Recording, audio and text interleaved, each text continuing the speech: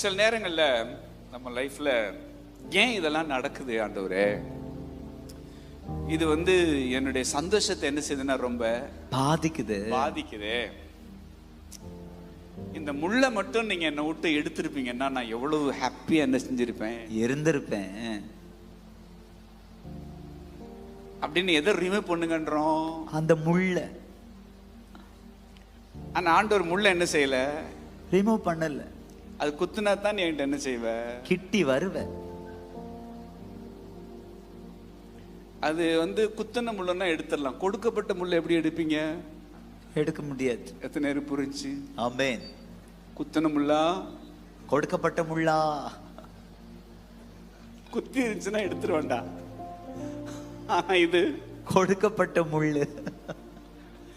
குத்துறப்ப எல்லாம் எங்க வந்து விழுறான், சந்நிதிக்கு வந்துடுறான். அனு ஜோமணி பார்த்தே இது நீங்கிற மாதிரி